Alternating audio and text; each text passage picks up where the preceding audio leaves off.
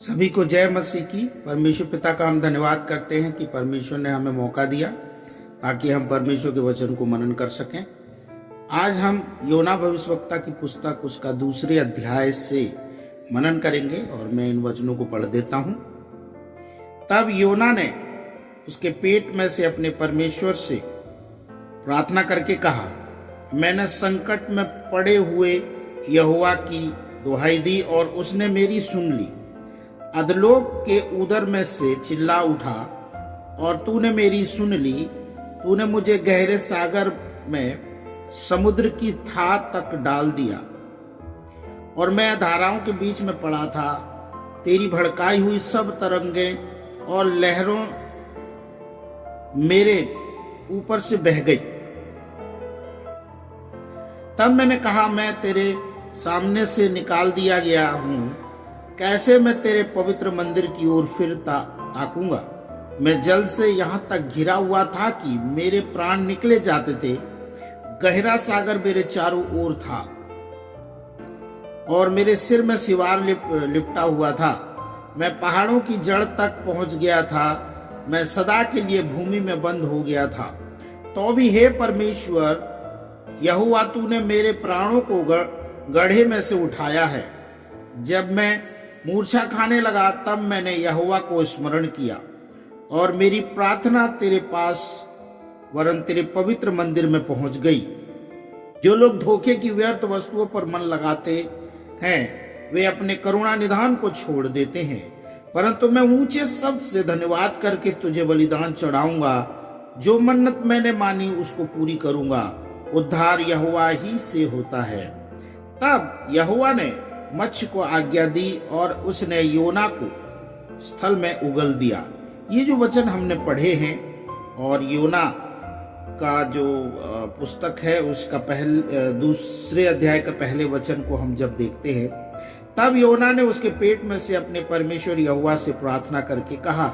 हम इस घटना को सभी लोग जानते हैं कि योना जो है परमेश्वर की अवज्ञा करते हुए वो परमेश्वर उसे निनवे भेज रहा था, लेकिन वो जा तरसुस को रहा था।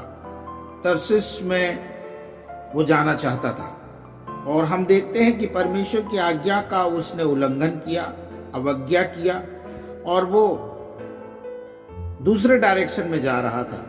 और हम देखते हैं कि परमेश्वर के द्वारा से एक आंधी और तूफान जो है आया उस झील में, उस समुद्र में, और इस प्रकार की परिस्थिति जो है पैदा हो गई। और वहां पता चला कि योना की वजह से ही ये आंधी और तूफान आया हुआ है और सब लोग उसमें जो है जान जोखिम में पड़ा है। और चिट्ठी उसके नाम से निकली और उसने स्वयं कहा कि जिस परमेश्वर की सेवा मैं करता हूं, मैं जो है मुझे आप इस लहरों में, इस समुद्र में मुझे फेंक दीजिए। और इस प्रकार से दूसरे लोगों की जान बच जाती है। और हम वहां पे देखते हैं कि योना संकट में फंस गया और परमेश्वर फिर भी उसे नहीं छोड़ा और उसे बहुत बड़ा मछली के पेट में जो है मछली को आज्ञा दिया प्रभु ने और उसने उसे निगल लिया। उसके बाद से अब हम देखते हैं, लिखा है 3 दिन 3 रात जो है योना मछली के पेट में रहा। 3 दिन 3 रात। और इस प्रकार से योना जो है खाना पीना उसका जो है हम देख सकते हैं कि वो एक किस्म से जो है ना चाहते हुए भी उसने उपवास की दशा में रहा 3 दिन 3 रात। और उसके हम जब देखते हैं 7वें वचन को, 2 अध्याय उसका 7वां वचन में लिखा है, जब मैं मूर्छा खाने लगा तब मैंने यहोवा को स्मरण किया और मेरी प्रार्थना तेरे पास वरन तेरे पवित्र मंदिर में पहुंच गई। प्रभु के प्रिय लोगों, जैसे कि ये उपवास और प्रार्थना का समय है और हम कई लोग तो 40 दिनों का उपवास प्रार्थना कर रहे हैं। ये प्रभु के साथ में उनका अपना एक कमिटमेंट है, समर्पण है।